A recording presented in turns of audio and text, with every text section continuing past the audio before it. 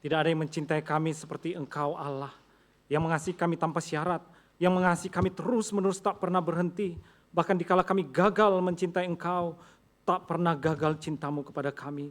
Tuhan, terima kasih karena kami menjadi anak-Mu, anak kekasih-Mu. Engkau jadikan kami menjadi manusia yang baru. Tuhan, tolong penuhi kami dengan Roh Kudus-Mu, supaya semakin lama kami menanggalkan kemanusiaan kami yang lama, menghidupi kemanusiaan kami yang baru, dimanapun Tuhan tempatkan kami. Buka hati setiap kami umat-Mu yang saat ini mendengarkan kebenaran firman-Mu. Biarlah kiranya firman itu boleh kami pahami, boleh kami lakukan, dan dengan kuasa Roh Kudus-Mu boleh kami hidupi dalam setiap langkah hidup kami. Terpuji nama-Mu Tuhan, di dalam Kristus kami berdoa. Amin. Shalom Bapak Ibu yang kasih Tuhan. Baik, kita akan merenungkan satu bagian firman Tuhan dari surat Rasul Paulus, Kolose pasalnya yang ketiga. Ayatnya yang ke-22 sampai dengan pasal 4 ayatnya yang ke-1. Kita akan membahasnya di dalam judul ketundukan kepada Kristus di marketplace. Kolose 3 ayat 22 sampai dengan 4 ayat 1. Saya akan baca ayat 22. Bapak Ibu sekalian ayat yang ke-23 demikian bergantian. Kolose 3 ayat 22 sampai dengan pasal 4 ayatnya yang pertama. Hai hamba-hamba, taatilah Tuanmu yang di dunia ini dalam segala hal, jangan hanya di hadapan mereka saja untuk menyenangkan mereka, melainkan dengan tulus hati karena takut akan Tuhan.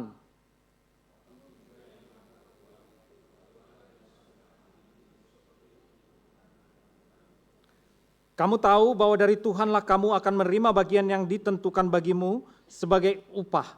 Kristus adalah Tuan dan kamu hambanya.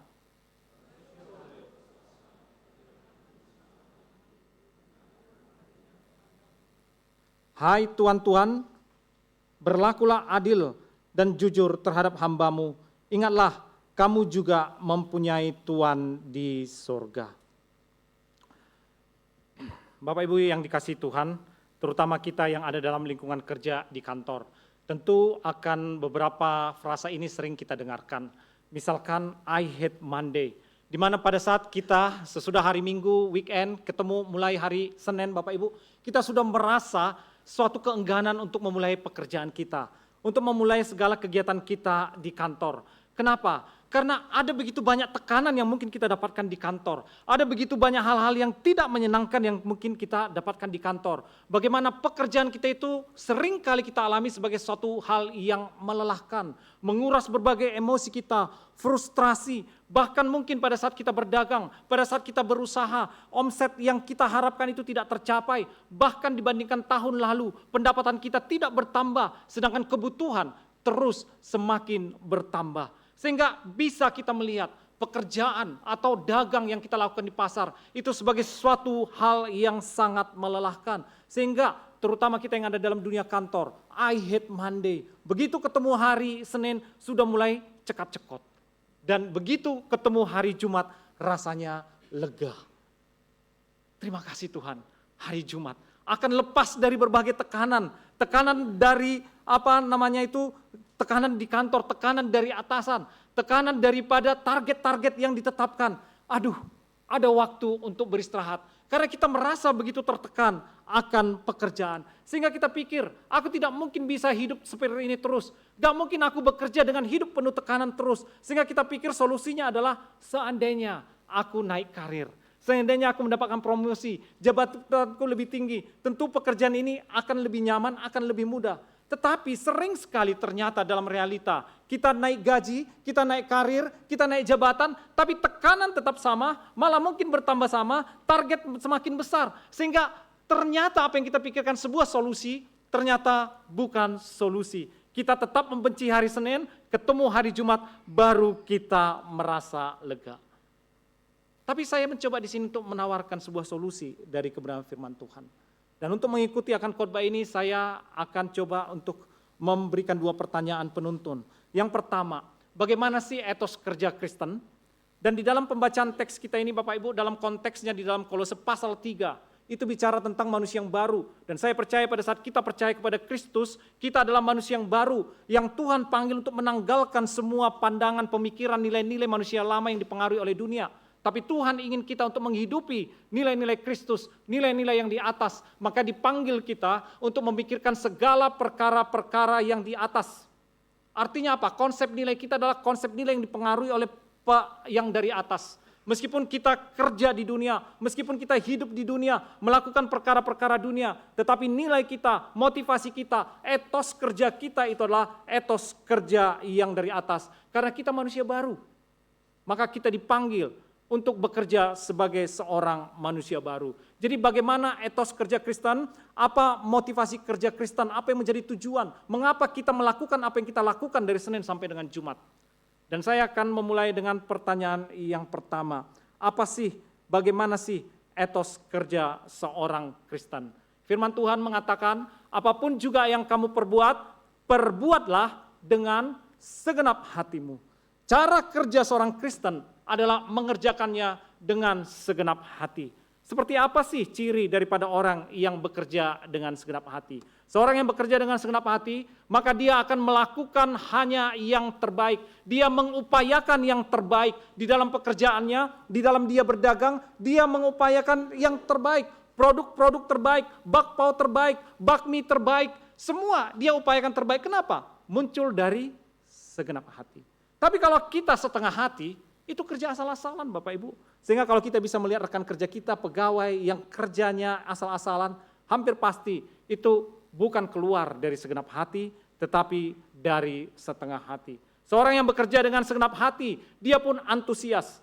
Kalau seseorang kita lihat Bapak Ibu terus-menerus mengeluh dalam pekerjaan, jangan-jangan dia bekerja dengan terpaksa, dengan setengah hati. Orang Kristen bukan berarti tidak pernah mengeluh. Orang Kristen mengeluh juga karena kita hidup di dunia berdosa, tetapi tidak terus-menerus mengeluh. Mengeluh itu bukan tanda kurang iman, terus-menerus mengeluh tanda kurang iman. Jadi seorang yang sungguh-sungguh hidup bekerja dengan segenap hatinya, maka ada antusias. Terkadang memang bisa hilang antusias, tetapi dia tahu dia mengupayakan dengan segenap hati sehingga dia mengerjakannya bukan dengan terpaksa, bukan dengan penuh keluhan, dan dia akan gigih, tekun. Orang Kristen bukan berarti orang yang tidak pernah gagal, tetapi kitab Amsal mengatakan orang benar itu 7 kali dia jatuh, maka dia akan bangkit kembali. Orang benar akan terus Bapak Ibu berjuang. Dia tidak melihat kegagalan sebagai kata akhir, tetapi dia belajar dari kegagalan dan tidak mau dikalahkan oleh kegagalan, tapi dia bangkit kembali. Karena dia adalah manusia baru, Roh Kudus ada di dalam dirinya dan dia akan terus berjuang. Di tengah akan pergumulan kantor, mungkin kantor itu toksik, mungkin penjualan lesu, tetapi dia tetap gigih dan tekun untuk mengerjakan apapun yang dikerjakan oleh tangannya. Sehingga dia tidak mudah menyerah dan tidak malas-malasan. Kalau kita melihat akan mungkin pegawai, Bapak Ibu, ya anak buah kita, atau mungkin juga malah atasan kita yang malas-malasan. Ya mungkin dia bekerja dengan setengah hati, tidak dengan segenap hati. Karena jika keluar dari segenap hati, maka kita akan gigih, pantang menyerah. Kita akan tulus, tidak ada udang di balik batu. Apapun yang kita lakukan bukan dengan prinsip ABS, asal Bapak senang, asal bos senang. Tetapi kita melakukannya dengan tulus. Kita tidak ada tipu-tipu di balik itu. Dan kita juga akan berusaha untuk jujur. Tidak ada membuat laporan yang palsu. Tetapi jujur untuk melakukan segala sesuatunya dan melakukan dengan hal-hal yang berintegritas. Ada bos atau tidak bos, dilihat bos atau tidak dilihat bos, kita melakukan dengan berintegritas, tetap mengupayakan yang terbaik. Ada CCTV atau tidak ada CCTV di situ, kita tetap melakukan yang terbaik. Kita tidak bermuka dua. Tetapi keluar dari segenap hati, kita berintegritas. Bahkan pun di dalam produk kita tidak menjual barang murah dengan harga premium, tetapi dengan sewajarnya. Karena apa? Etos kerja seorang manusia baru adalah etos kerja yang berintegritas. Sehingga pertanyaan pertama saya pikir saya sudah jawab, bagaimana etos kerja Kristen. Dan banyak kemiripan dengan yang non-Kristen. Tetapi yang menjadi keunikan Kristen adalah apa yang menjadi motivasi kerja kita. Apa yang membuat kita bekerja dengan segenap hati. Apa alasan yang mendorong kita melakukan itu semua? Karena itu kita akan mencoba untuk memahami akan hal ini. Kembali kita melihat akan kebenaran firman Tuhan.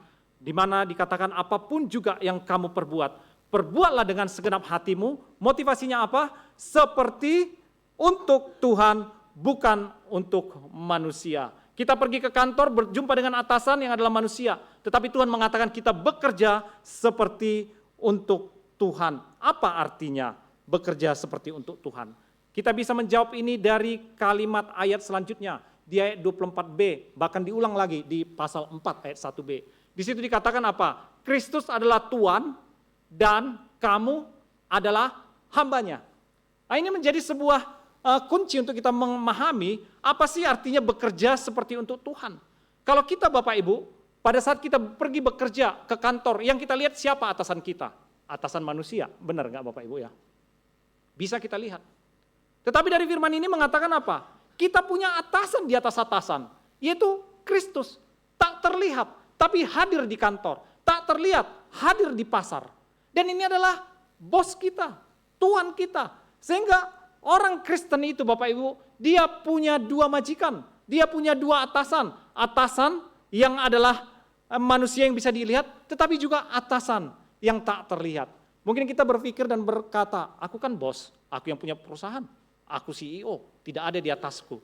Tetapi pasal 4 ayat 1b mengatakan, walaupun kita adalah Tuhan, kita yang punya perusahaan, dikatakan bahwa kita tetap punya Tuhan, yaitu Kristus Yesus. Jadi baik kita karyawan, baik kita pimpinan di perusahaan atau pemilik perusahaan, atau kita yang punya toko, kita tetap punya bos, punya atasan. Ada bos yang terlihat, ada bos yang tak terlihat, yaitu Kristus. Sehingga itulah yang dimaksud dengan kita melakukan segala sesuatunya seperti untuk Tuhan. Kita datang ke kantor melihat manusia, tapi kita tahu bos di atas segala bos yang tak terlihat itu adalah Kristus. Dan kita melakukan dengan segenap hati seperti untuk Tuhan. Sehingga saya mau katakan dari sini bahwa kerja itu adalah ibadah kita kepada Tuhan. Kita lakukan kepada Tuhan, bukan hanya kepada bos perusahaan yang terlihat, tetapi kepada majikan di atas segala majikan, yaitu Yesus Kristus. Apa sih tujuan kerja orang? Dari beberapa yang saya pikirkan Bapak Ibu, umumnya tujuan kerja orang secara hierarkis. Yang pertama adalah pasti mencari nafkah. Tujuan mencari nafkah bukan tujuan dosa, tetapi ini adalah tujuan yang wajar. Kita mencari nafkah Bapak Ibu. Dan inilah tujuan kerja yang umum dilakukan oleh orang lain. Semakin dia dewasa Bapak Ibu, maka tujuannya adalah untuk pengembangan diri. Piramida Abraham Maslow memberikan puncak paling atas itu adalah aktualisasi diri. Untuk memakai semua karunia, bakat yang Tuhan sudah berikan itu di dalam dunia pekerjaan, di dalam dunia usaha, di dalam dia berbisnis, bertransaksi bisnis, di dalam dia berdagang. Dia mencoba untuk mengembangkan diri. Sehingga momen kerja, momen dagang itu adalah momen aktualisasi diri, mengembangkan segala karunia dan bakat. Tetapi tidak berhenti di situ Bapak Ibu. Bahwa di atas itu adalah kita bekerja sebagai sebuah pelayanan bagi sesama. Ini adalah konsep yang digambarkan oleh Johannes Calvin. Bagaimana pekerjaan itu adalah sebuah pelayanan. Sehingga orang-orang Kristen sejak zamannya Calvin, Bapak Ibu, dimanapun orang Kristen ada di Amerika, di Inggris, sehingga menjadi negara yang berkembang semakin maju, karena melihat sebagai pekerjaan itu sebagai sebuah pelayanan, bukan kutuk, bukan sesuatu yang terpaksa dilakukan, tapi sebagai pelayanan bagi sesama. Dan ini juga yang kemudian dihidupi oleh Bill Gates kemudian. 25 tahun sebelumnya Bapak Ibu, sekitar 25-30 tahun, pada saat Bill Gates itu sudah termasuk menjadi orang kaya Bapak Ibu. Kemudian dia melakukan kunjungan ke Afrika.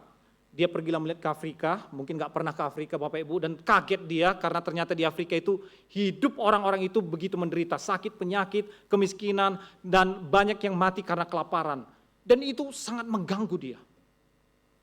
Sepulang dari situ Bapak Ibu, kemudian dia berkata kepada istrinya juga, apa yang bisa kita lakukan bagi orang-orang di Afrika supaya kehidupan mereka lebih baik? Apa yang perlu kita lakukan supaya dunia bisa lebih baik? Sejak itulah dia membangun Bill Gates Foundation untuk mengumpulkan para orang-orang kaya sebagai filantropis di dalam foundationnya ini. Untuk apa? Untuk mengembangkan ilmu pengetahuan, menemukan obat-obatan penyakit yang mematikan di Afrika secara khusus, supaya dunia lebih baik. Dan memandang perusahaannya sekarang sebagai sebuah pelayanan. Bukan lagi sekedar untuk mengumpulkan uang sebanyak-banyaknya, bukan hanya sekedar mengembangkan diri, tetapi dia pakai itu sebagai pelayanan untuk menciptakan produk-produk yang berguna bagi kebaikan dunia, untuk membuat dunia lebih baik sebagai sebuah bentuk pelayanan. Saya suka, anak saya itu suka membaca buku, Bapak Ibu, saya pikir Bapak Ibu juga kenal buku itu Y, buku seri Y yang Korea punya ya, Y gitu ya. Nah, saya beberapa lalu itu membeli dia Why People, yaitu Bill Gates, tentang Bill Gates supaya dia baca gitu loh. Nah, saya juga baca Bapak Ibu ya, disuruh baca sama anak saya. Jadi saya baca, saya terkesima juga dengan tulisan gambaran daripada kehidupan daripada Bill Gates. Nah, saya satu yang mau kutip Bapak Ibu dari perkataan daripada Bill Gates.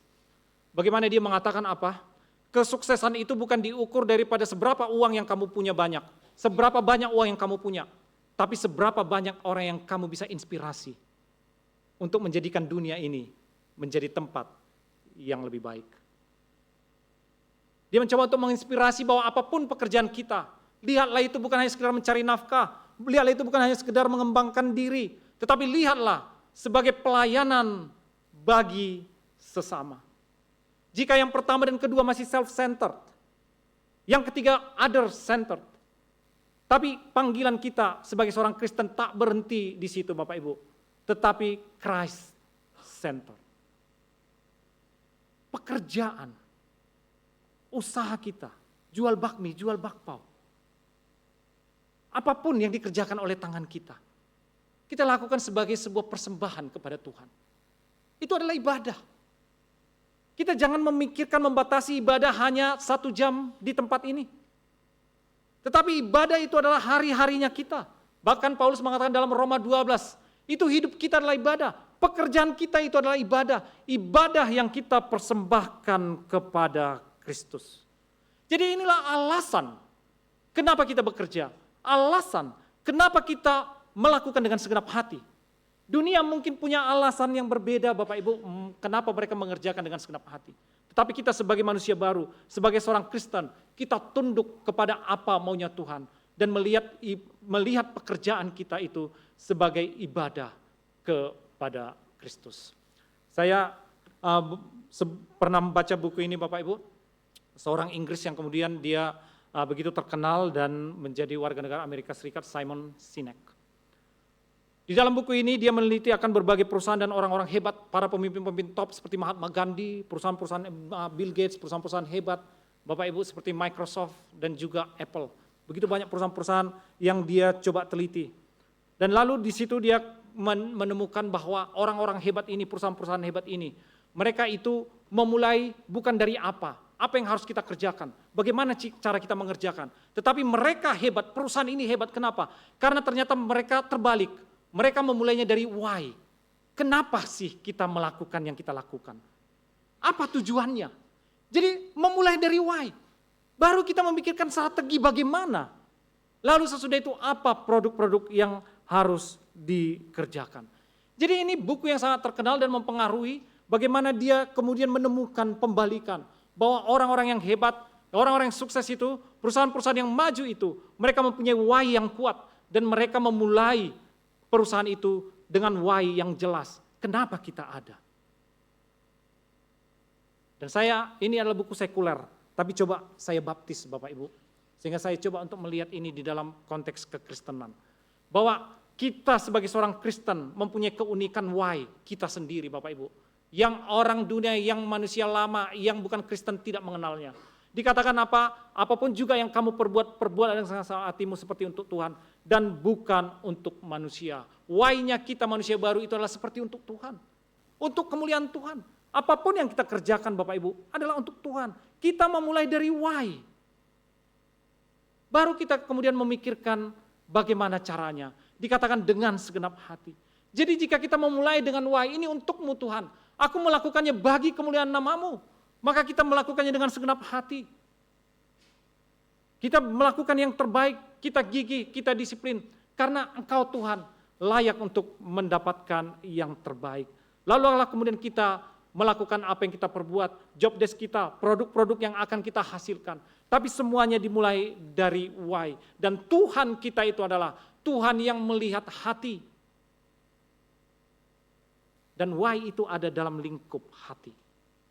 Kenapa kita melakukan apa yang kita lakukan. Jadi Bapak Ibu yang kasih Tuhan, ibadah kerja adalah ibadah kepada Tuhan.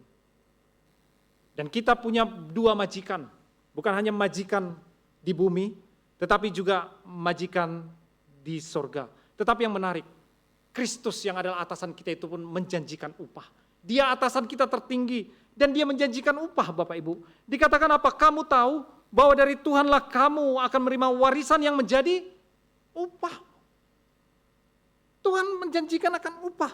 Karena Kristus adalah Tuhan dan kamu adalah hamba-hambanya. Saya pada saat membaca ini Bapak Ibu, saya itu sepertinya berkata, Tuhan, kok sepertinya ayat ini gak pernah nyantol di pikiran saya, lewat-lewat aja Bapak Ibu. Tapi pada saat saya mempersiapkan, saya terhenti, wah Tuhan memberikan upah atas pekerjaan kita. Pada saat kita berdagang, pada saat kita bertransaksi bisnis Bapak Ibu, melakukannya dengan segenap hati, ternyata Tuhan yang adalah atasan kita, tak terlihat memang oleh mata kita, tetapi dia melihat kita, bahkan sampai melihat why kita yang ada di dalam itu. Dan dia berjanji memberikan upah. Teks ini tidak menjelaskan upah seperti apa yang dimaksud. Tapi setidaknya perkataan janji bahwa akan diberikan upah itu sudah cukup Bapak Ibu. Seperti booster bagi kita, memberikan kembali kepada kita semangat tambahan. Bahwa iya, ternyata tidak percuma untuk bekerja dengan segenap hati bagi Tuhan. Kalau kita Bapak Ibu, kalau kita bekerja dengan segenap hati hanya untuk manusia, hanya untuk bos kita, hanya untuk perusahaan kita, hanya untuk toko kita, kita mungkin dapat cuan. Secara umum kita akan mendapatkan karir karena orang suka akan pekerjaan yang dilakukan dengan terbaik. Kita mungkin akan mendapatkan pelanggan baru karena kita tahu Bapak Ibu prinsip di dalam bisnis juga akan getuk tular. Orang ngomong orang apa, wah enak di situ tokonya baik, servisnya baik, barangnya baik, murah lagi gitu ya kan. Jadi saling ngomong sehingga makin pelanggan. Kalau kita melakukan dengan segenap hati, kita akan mendapatkan upah dari manusia Bapak Ibu. Tapi kita manusia baru punya dua tuan. Kalau kita bekerja, dan kerja inilah sebagai ibadah yang kita persembahkan kepada Tuhan, maka kita akan mendapatkan upah. Bukan hanya dari manusia, dari perusahaan kita, tetapi juga upah daripada Tuhan. Upah ini Bapak Ibu, jangan kita batasin hanya upah jasmani, kenaikan karir mungkin, promosi. Tetapi juga ada upah emosi, damai sejahtera, ada sukacita, ada kepuasan Bapak Ibu pada saat kita melakukan pekerjaan. Saya di dalam pelayanan Bapak Ibu, terutama dalam konteks saat ini misalkan dalam khotbah, saya upayakan yang terbaik kepada Tuhan. Dengan segenap hati mempersiapkan khotbah. Saya umumnya rata-rata mempersiapkan khotbah 1 minggu Bapak Ibu. Dan saya siram dengan doa, supaya jangan pikiran saya yang saya sampaikan, tetapi suaramu Tuhan. Saya upayakan untuk segenap hati. Tapi meskipun Bapak Ibu dengan segenap hati yang terbaik, saya tahu hasilnya. Masih banyak juga yang ngantuk. Bapak Ibu. Saya mengerjakan berkhotbah dengan segenap hati, dengan Stephen Tong segenap hati tentu berbeda. Tetapi sama-sama dengan segenap hati. Pak Stephen Tong berkhotbah mempertobatkan ribuan orang. Orang melek, suka dengar, dan terkagum akan pengajarannya mungkin. Tetapi saya Bapak Ibu, meskipun dengan segenap hati, tetapi hasilnya bisa berbeda. Demikian juga dengan kita. Karunia-karunia kita berbeda Bapak Ibu. Derajat karunia kita pun berbeda. Tuhan bisa memberikan karunia yang sama. Derajatnya beda, tingkatnya berbeda. Seperti saya dengan Pak Tong, sama-sama diberi karunia berkhotbah. Derajatnya beda. Level Pak Tong mungkin udah 10 atau 9,5. Saya mah masih 6 lah, jangan merah lah gitu lah ya Bapak Ibu ya. Tapi sudah bekerja dengan segenap hati. Karena apa? Khotbah ini untuk Tuhan. Bukan cari pujian dari manusia. Pujian dari manusia bonus saja lah itu. Tetapi berupaya untuk melakukannya dengan segenap hati seperti untuk Tuhan. Tuhan Yesus adalah majikan. Dia maha melihat. Bos kita mungkin bisa nggak melihat Bapak Ibu. Kita sudah bekerja dengan baik. Kita harapkan kita dipromosikan. Tetapi enggak. Kenapa? Kita nggak ada orang dalam. Kita nggak main suap. Atau mungkin kita punya atasan yang pakai prinsip like and dislike. Gak suka dia dengan kita. Dijegal kita. Padahal kita sudah berjuang dengan baik. Kita sudah mengupayakan yang terbaik. dengan segenap hati. Sehingga terkadang kita frustrasi, kadang kita mau berhenti, kadang kita tetap merasa pekerjaan ini sebuah beban yang gak ada makna. Tetapi ingatlah bahwa kita bukan hanya punya atasan di bumi, tetapi kita punya majikan juga yang adalah di surga, maha melihat dan maha adil. Atasan kita manusia bisa tidak berlaku tidak adil Bapak Ibu, dan kita tidak bisa maksa dia untuk berlaku adil. Tetapi kita bersyukur punya Tuhan yang adalah maha adil. Dia akan memberikan upah. Saya sering kali Bapak Ibu menemukan dalam Alkitab, Tuhan memberikan berkat, kalau bukan kepada kita, kepada keturunan kita. Keluaran 20, pasal 20 ayat 4 sampai dengan 6. Berkat kepada keturunan yang ketiga, keturunan yang keempat. Berkat itu turun, seperti minyak dari rambut Harun, turun ke janggutnya dan turun terus Bapak Ibu, kepada keturunan kita. Sehingga tidak sia-sia seorang Kristen, seorang manusia baru yang menundukkan hidupnya, pekerjaannya, dagangnya di bawah otoritas dan kedaulatan Tuhan. Tidak akan sia-sia. Karena apa? Jangan lupa, kita juga punya bos meskipun tidak terlihat. Sehingga jika kita menjadikan pekerjaan sebuah ibadah, tentu kita ingin mempersembahkan yang terbaik kepada Tuhan. Ingatlah Kain dan Habel Bapak Ibu, dua bersaudara. Kain mempersembahkan akan hasil tanam-tanaman, dan juga Habel adiknya mempersembahkan akan hewan-hewan, anak sulung. Tetapi kemudian hanya persembahan Habel yang diterima. Kenapa? Jawabannya dalam Ibrani 11 dikatakan bahwa Habel memberikan persembahan yang terbaik, sehingga Tuhan disenangkan. Kalau kerja, dagang itu adalah sebuah ibadah yang kita persembahkan kepada Tuhan. Yang layak kepada Tuhan hanyalah yang terbaik. Dan itulah yang menyenangkan hati Tuhan. Sehingga dalam pekerjaan dagang kita akan muncul akan ciri-ciri ini. Kita akan terus progres untuk melakukan yang terbaik. Antusiasme kita akan terus bertumbuh. Kita progres, tetap gigih, tekun, dan tulus di dalam segala akan pekerjaan kita. Dan ini juga dicontoh dan diberikan teladan oleh Yesus Kristus. Kita sebagai seorang Kristen itu beruntung sekali Bapak Ibu, karena kita punya teladan sebagai manusia yang sempurna, yaitu Yesus Kristus. Seorang tukang kayu, yang dulu dan sekarang pun dianggap sebagai pekerjaan yang remeh, yang rendah. Tetapi Yesus mengerjakan akan kursi kayu, Yesus mengerjakan akan lemari kayu, Yesus mengerjakan apapun yang ditemukan oleh tangannya, dia kerjakan dengan segenap hatinya, karena dia tahu ini adalah sebuah ibadah yang dia hendak persembahkan kepada Tuhan. Sehingga pekerjaan yang remeh di mata dunia, tetapi Tuhan tahu pada saat ini sebuah ibadah, ini adalah sebuah pekerjaan yang mulia di hadapan Tuhan. Dan pada saat Yesus berjumpa dengan orang-orang yang sakit, berjumpa dengan orang sakit yang miskin, orang-orang yang diremehkan, Yesus bukan bekerja dengan setengah hati, tetapi dia tetap melakukannya dengan segenap hati. Orang mungkin meremehkan anak-anak, meremehkan orang miskin, tetapi Yesus melakukan karya kuasanya dengan segenap hatinya, sehingga dia melakukan yang terbaik untuk penyembuhan, sehingga banyak orang yang disembuhkan. Karena dia lihat, itu pun adalah sebuah persembahan kepada Tuhan sebagai sebuah ibadah. Pada saat Yesus mengajar pun, dia mengajar dengan memberikan yang terbaik, sehingga banyak orang terkesan di dalam pengajarannya Bapak Ibu, pada saat Yesus mengajar. Karena Yesus melakukannya dengan segenap hati. Dan puncaknya adalah kita manusia yang diselamatkan Bapak Ibu. Manusia yang berdosa, yang hina. Yang gak pantas, gak layak sebenarnya untuk diselamatkan. Tetapi toh Yesus memberikan yang terbaik. Bukan the second best. Tetapi yang terbaik yang dia berikan, yaitu nyawanya sendiri. Karena dia tahu konsep bahwa apapun yang dikerjakan oleh tangannya yang dia perbuat, dia kerjakan dengan segenap hati. Ini adalah tugas yang dipercayakan oleh Bapa kepada Yesus Kristus untuk menyelamatkan manusia. Dan Yesus melakukannya dengan memberikan yang terbaik. Bapak Ibu yang kasih Tuhan, kualitas pekerjaan kita tidak ditentukan dari jenis pekerjaan kita. Tidak ditentukan juga oleh job desk kita, tidak ditentukan oleh di perusahaan mana kita bekerja. Tetapi kualitas pekerjaan kita ditentukan dari apakah kita mempersembahkan ini sebagai ibadah kita kepada Tuhan. Yang membuat pekerjaan itu mulia di mata Tuhan bukanlah jenis pekerjaan itu sendiri. Bukanlah omset daripada bisnis kita. Tetapi motif di balik itu, why-nya kita. Bahwa kita hendak mempersembahkannya sebagai ibadah kepada Tuhan dengan segenap hati. Dan saya percaya Bapak Ibu setiap kita yang ada di sini, bahkan ibu rumah tangga sekalipun.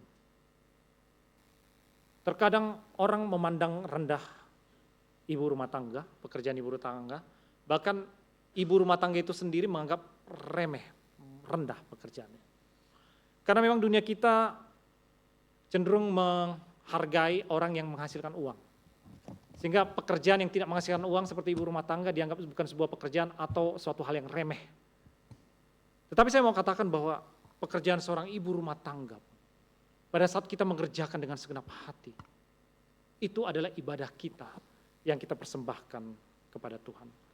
Ada sebuah ilustrasi Bapak Ibu mungkin udah sering dengar, yaitu pada saat membandingkan dua orang yang hidup satu negara dan hidup sebaya, kira-kira tahun kelahirannya sama, Jonathan Edwards yang adalah pendeta dan Max Jukes. Nah yang menarik Bapak Ibu, ada seorang sosiolog meneliti 5 generasi keturunan daripada mereka berdua. Dan Jonathan Edwards ini seorang hamba Tuhan, Max Jukes adalah seorang penjahat. Jonathan hamba Tuhan, seorang yang takut Tuhan, manusia yang baru, sedangkan Max Jukes adalah seorang yang sama sekali tidak peduli sama Tuhan. Dari 5 generasi keturunan mereka itu ditemukan oleh sosiolog ini Bapak Ibu. Dari keturunan Jonathan Edwards, ditemukan bahwa 13 itu rektor, 65 itu 13 itu rektor, 65 juga profesor, 75 dan sebagainya. Pengarang semua hal yang baik. Yang memberikan sumbangan bagi dunia, menjadikan dunia ini tempat yang lebih baik. Dan memberikan sumbangsi bagi Amerika Serikat. Tetapi keturunan daripada Max Jukes, 310 mati sebagai gelandangan, 150 sebagai penjahat, 7 orang pembunuh dan selanjutnya Bapak Ibu.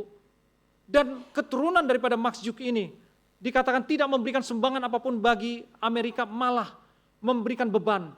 Karena pemerintah harus mengeluarkan dana bagi para penganggur-penganggur ini.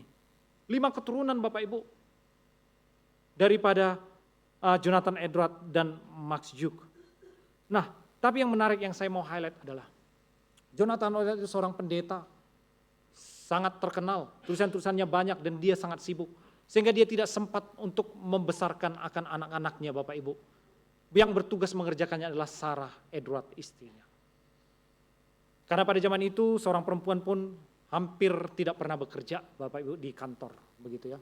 Jadi dia khusus sebagai ibu rumah tangga. Dan sebagai ibu rumah tangga, dia bekerja sebaik-baiknya dalam pekerjaan dapur, di dalam memasak nasi, di dalam membesarkan anak-anaknya, di dalam takut akan Tuhan. Dia mengerjakannya dan dia tahu semua pekerjaan ini bukan pekerjaan remeh. Dan dia lakukan sebagai sebuah ibadahnya kepada Tuhan. Ini yang dilakukan oleh Sarah Edwards. Sehingga menghasilkan keturunan-keturunan Bapak Ibu yang menjadikan dunia ini tempat yang lebih baik. Karena seorang ibu yang melihat pekerjaan ibu rumah tangga itu sebagai sebuah pekerjaan yang mulia. Karena sebagai sebuah persembahan yang dia persembahkan kepada Tuhan. Tentu kita pernah mendengarkan akan kalimat ini Bapak Ibu, bahwa di balik kesuksesan seorang pria ada wanita di belakangnya. Di balik keberhasilan seorang anak-anak Bapak Ibu, ada seorang ibu yang membesarkannya dengan segenap hatinya seperti untuk Tuhan. Sehingga kita pun yang adalah pelajar di sini, mahasiswa, apapun yang dijumpai oleh tangan kita mengerjakan dengan segenap hati. Tugas studi kita, berbagai tuntutan daripada dosen kita lihat inilah sebagai kesempatan kita untuk memberikan persembahan kepada Tuhan dengan segenap hati. Saya akan menyimpulkan bahwa kerja itu adalah ibadah. Pekerjaan dagang, bisnis, pekerjaan rumah tangga adalah ibadah yang kita persembahkan kepada Tuhan. Karena itu apapun juga yang kita perbuat, apapun yang jumpai oleh tangan kita melakukannya dengan segenap hati. Karena Tuhan adalah atasan di atas segala atasan. Dan dia layak menerima yang terbaik. Dan yang menarik akan ada bonus. Tuhan akan memberikan upah kepada kita. Karena itu mari kita melihat Bapak Ibu pekerjaan kita dari perspektif ilahi. Perspektif yang baru. Atau mungkin sesuatu yang sudah kita pernah dengar. Tapi coba kita hidupi Bapak Ibu. Tentu mungkin pekerjaan dagang kita mungkin masih sama membosankannya. Masih kita berjuang. Bahkan mungkin di lingkungan yang toksik. Kita mungkin kecewa melihat atasan kita yang tidak adil Bapak Ibu. Ada begitu banyak hal yang membuat pekerjaan ini menjadi beban. Tapi saya yakin pada saat kita melihat dengan perspektif yang berbeda. Melihat dari perspektif ilahi. Bahwa ini kerja ini adalah sebuah ibadah.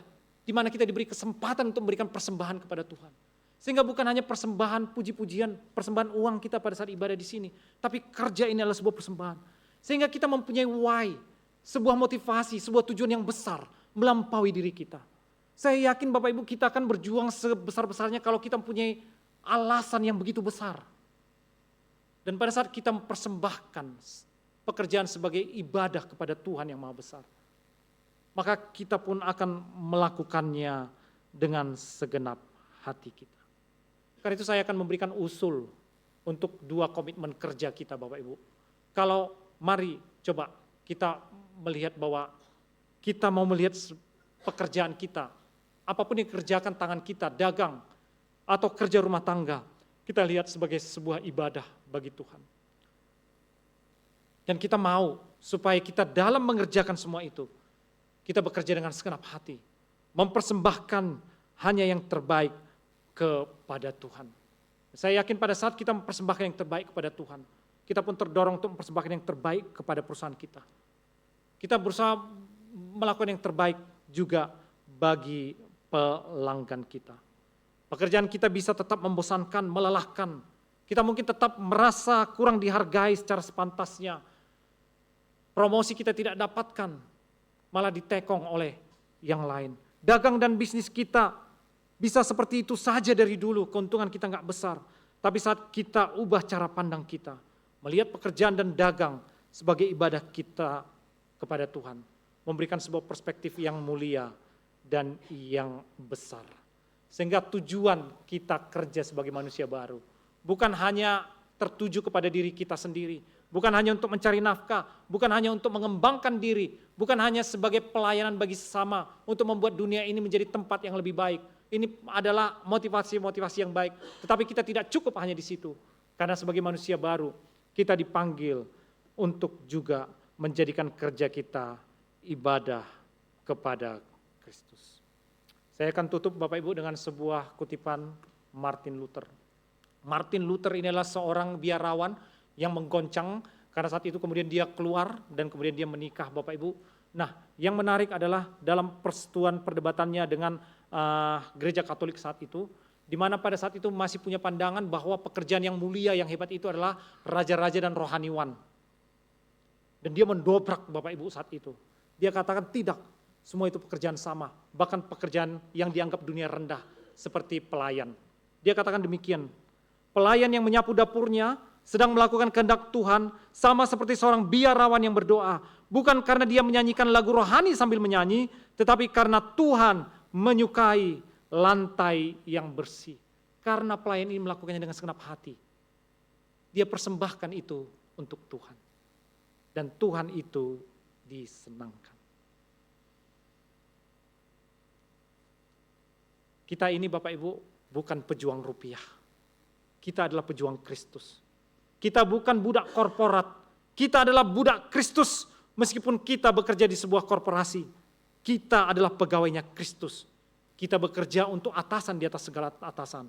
Yang tak terlihat tetapi dia sungguh hadir di kantor, sungguh hadir di pasar. Karena itu marilah kita bekerja seperti untuk Tuhan. Dengan segenap hati kita. Mari kita tundukkan kepala kita berdoa. Bapa di surga, kami bersyukur bahwa Engkau Allah sejak awal telah bekerja. Dari awal Tuhan telah bekerja untuk menciptakan alam semesta ini. Dan Engkau menciptakannya dengan yang terbaik sehingga segala sesuatu baik adanya. Dan Engkau ciptakan kami manusia untuk meniru akan Engkau menjadi gambar dan rupa-Mu. Untuk kami boleh bekerja dan bukan asal kerja, tapi dengan segenap hati mempersembahkan sebagai ibadah kepada Engkau. Terima kasih Tuhan buat pekerjaan kami, apapun itu. Tuhan tolong kami untuk menghidupi akan kebenaran firman-Mu. Tundukkan hati kami, tundukkan pikiran kami, tundukkan segala rencana dan motivasi kami, tundukkan segala tujuan kami dalam kebenaran firman-Mu, supaya kami melakukan apapun yang dikerjakan oleh tangan kami, seperti untuk Tuhan. Mampukan kami Tuhan di tengah dunia yang berdosa, supaya kami tidak terseret jauh daripada Engkau, jauh daripada rancangan-Mu. Penuhi kami dengan Roh Kudus-Mu, tegur kami, bawa kami kembali, semangati kami, kuatkan kami. Supaya dari tempat ini Tuhan, muncul pekerja-pekerja Kristen, muncul pedagang-pedagang Kristen yang memuliakan Engkau melalui akan pekerjaan kami. Jika melalui pekerjaan dan usaha kami Engkau membuat kami besar, biarlah kiranya kebesaran itu bagi Engkau. Jika dalam pekerjaan dan dagang kami pun mungkin dalam dunia kami masih terasa kecil, Tuhan biarlah kami boleh melihat bahwa apapun yang kami persembahkan kepada Engkau adalah suatu hal yang mulia dan agung. Mampukan kami Tuhan, dalam Kristus kami berdoa. Amin. Selanjutnya kita